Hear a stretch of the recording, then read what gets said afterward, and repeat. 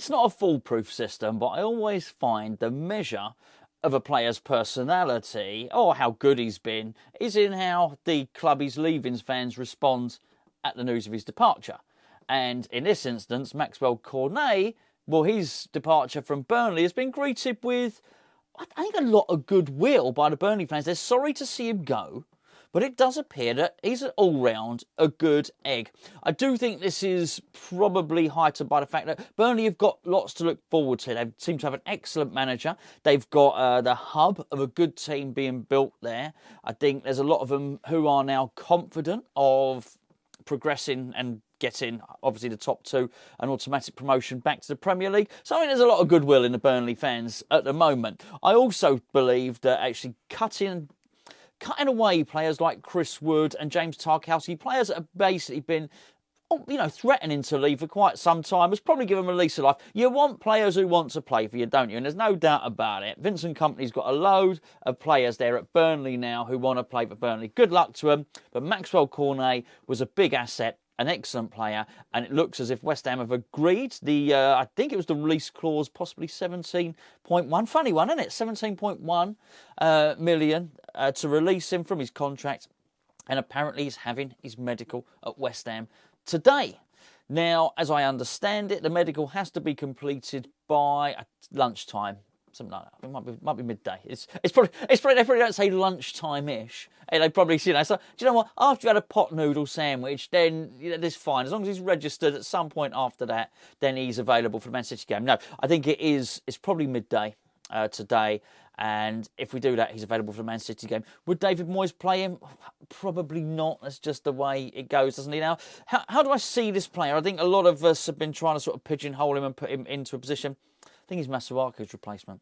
That doesn't mean I think he's going to play as little as Masuaku did. I think he'll be a better option on the left wing than any of the other guys that we play there currently. But that's what I think would do him. A lot of the stories that I've heard about him, funny enough, very similar to Said Benrahma. When Said Benrahma arrived at West Ham, do you remember there was all these tales about him, he gave his loyalty bonuses to all the sort of staff at Brentford and stuff like that. I'm hearing similar things about this guy. Apparently he's a very, very good guy. And that's really good, because Flynn Downs a good guy. We know that Agerd is a good guy. Skamaka is as well.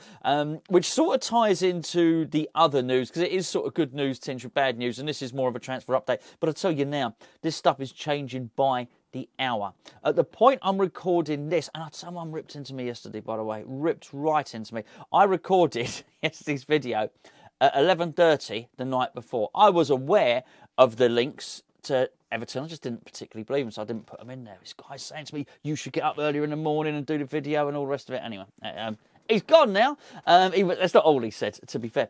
But the news changes so fast on this. So as it stands at the point of recording this, it's basically Thursday night as I'm recording this.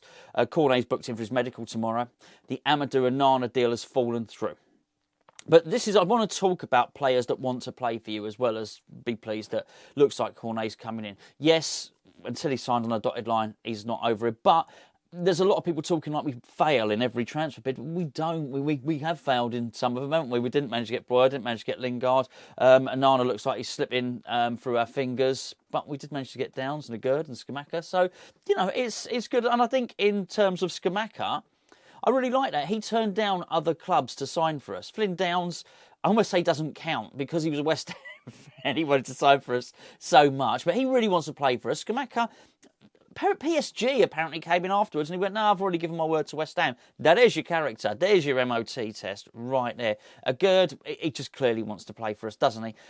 So we do make successful transfers. So it's not a guaranteed that Cornet won't sign for us. He may well sign for us. And if we do, that's another good player. Yes, we've missed out on Onana, but realistically, would he have played against City? I don't know. I really don't know. But apparently didn't. I say didn't want to play for us. Here's where it gets a little bit tricky here. A little bit tricky. As I understand it, I don't know how much of this is true. But we arranged a deal with Lille, which wasn't easy. We had 3 bids, eventually one gets accepted. Then we start negotiating with the player, and it's going relatively well. And then apparently the goalposts get moved, and he asks for a ridiculous amount of money. Now, the rumoured amount is 135 grand a week, We'll never know if that's true or not. We just won't know. And that's obviously more than we should be paying for a rookie player, right? You can't have a guy like that, or more than Gerard Bowen, or more than Declan Rice and Mikel Antonio. Come on, you just can't do it. He's 20 years of age. He's barely played any football. However, the rumour was that his sister had got involved. And by the way, we have got a lot of form for this. There's one thing that's going to turn David Moyes off. It is basically a meddling sibling. Before I talk any more about that, there's an intro. This video is sponsored by the OneFootball app, which you can download by clicking the link below. I say at the moment the football news, the West Ham news is changing by the hour. You can keep up to date with it by downloading the OneFootball app. You can use that QR code up there if you want. The OneFootball app puts all the West Ham news into one place for you. It searches the newspapers, it searches the websites for all the latest stories, delivers them to your phone, because when you sign up, and it is free, you tell it that you support West Ham. Give it a go. If you don't like it, you can delete it. So, as I mentioned, the interfering sibling, I cast your mind back to Felipe Anderson. That apparently was a massive issue with Anderson. Now, I do understand that particularly, players from overseas, when they join a club in a new country and they don't speak the language, you want to bring your family with you. I get it. And that's not what I'm talking about. Lanzini did that.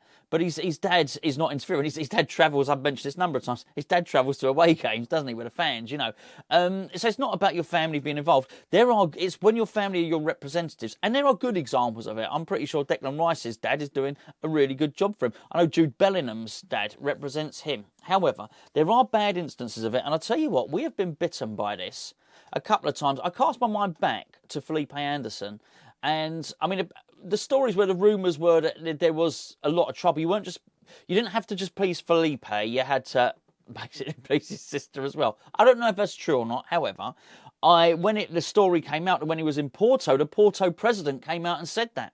He said we're struggling not just with Felipe, we're struggling. We have to negotiate with his sister. Okay, well that brings in another dynamic that ain't great. Let me cast your mind back to I forgot his name, Marko Arnautovic. Remember Daniel Arnautovic? Do you remember that? How involved he was he was tweeting constantly about his brother wanting to go and play elsewhere, and he wanted to go and play in China and all of this stuff. I can't remember precisely what it was, I've got to be honest with you, but you will remember. Why would I remember his name otherwise? There was a load of stuff in there, and just basically, he was far more involved with his sibling more publicly than he should have been. We've also had a very, very recent one, but I don't want to go into that for reasons I can't tell you. But the last thing we need now is, if the Onana deal is true, that his sister's basically stepped in, she's one of his agents, and they said, well, actually, we want 20%, we want it to be 135 grand a week, then it just can't be done. It's just not the right thing to do. This is the thing. If he's troublesome now, and let's call this a high-maintenance transfer, and I am aware that by the time I release this video, he may have signed for Everton, but I didn't believe it was ever the case. I didn't believe he was going to sign for Everton. I know Sky Sports are reporting it's 100% done. I don't know where they get the money from. Honestly, I've no idea. I thought they were in financial trouble. I thought Mashiri had just had negotiations with Peter Kenyon's group to sell the club. I thought that Usmanov who had basically provided all the sponsorship for the club, had his assets seized. I don't know where would they suddenly get the money from. I just find it really hard to believe that Everton have got the money to pay some 135 grand a week. What do I know? I just didn't think any of it made sense. They've clearly found some money from somewhere. I'm pretty sure they're going to have to answer for where they got that money in 12 months' time, if it's true. But even if not, I don't blame us for trying to walk away on this one. I really don't. I mean, ask yourself this. Would you have paid him if it was 135 grand a week? If it was 125 grand a week, would you really have paid it to him? Imagine the conversation with Bowen, with Antonio, with Ogbonna, with any of those players. Why have you paid this guy who's played one season all this money? You can't, and you cannot have somebody like that dictating the terms. Not on that. So, look, you negotiate terms. Absolutely. But I'll tell you this now. If what he was doing, he had no particular desire to sign for West Ham, and I don't know why you'd want to play for Everton at the moment. Great club, Everton, but I don't know why you'd want to play from above West Ham at the moment. I really don't. But anyway, that's that. And I'll tell you what, if they think their way of getting out of financial difficulty is to start chucking contracts around at 135 grand a week on a 5-year deal, that's probably not the way you get out of it. However, if that's what he's decided, and actually he's trouble and he's high maintenance now, you can imagine if he came to West Ham and he was good after an 18 months. I think we'd have Dimitri Payet on our hands. albeit possibly without the ability. I don't know. But, you know, if he's going to kick up a stink to get what he wants, and apparently he's got lots of agents, and his sister's just one of them, and he's got this group that are going to, you know, kick up a stink to get what they want. Well, you can just imagine if in a year's time he's linked to Man United or somebody like that. They're going to kick off, they're going to do what they want, they're going to kick up a stink until they get what they want. I just think the whole thing is not good. Now, I'm not suggesting the player is a bad egg. I talk about Maxwel Cornet being a good egg. He seems like a good guy. Maybe Amadou Onana is a good guy. But if he is so overly influenced by his agents and by his sister that actually he can't think for himself and he can't actually say, well, actually, sis, I would like to push that through. If what he's doing, his sister saying, no, you're accepting, you're accepting this and you're not going here, then I don't know. Look, maybe we're better off out of it. I don't mind. There will be someone else. We clearly are making signings. We clearly are highlighting players. And I just think it's on to the next target. I really do. Just before I finish, may I just thank everybody for how you joined in with the Not Gonna Lie yesterday. I thought it was really funny. Honestly, I was genuinely chuckling reading some of the I'm not going to lie comments. I also felt it was quite cleansing because a lot of people were saying, actually, it's not just that. That's not the only phrase. Actually, this phrase really annoys me and that phrase really annoys me. And I think, 99% of people took it in a good humour that it was intended. Obviously, 2 or 3 were offended. Another saying, standard. There you go. My one is, it may be one of those things, like they say these days, once you've seen it, it can't be unseen, or once you've heard it, it can't be unheard. I'll give you one now. I tell you what I do say an awful lot, is quite frankly.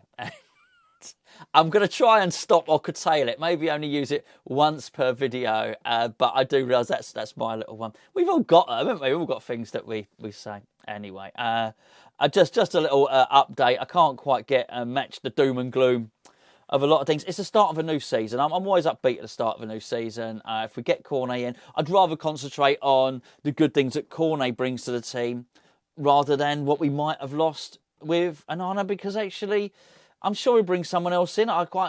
Coventry's looked decent in pre-season. Downs looks good. I think, what's his name? Thomas Souček. Potatoes had a Souček's just had a long rest. And obviously Declan's there. Our midfield's all right. I would argue that actually probably the more important signing is the left-sided one. Anyway, that's it. The season is almost upon us. Not going to lie, quite frankly, I'm really looking forward to it.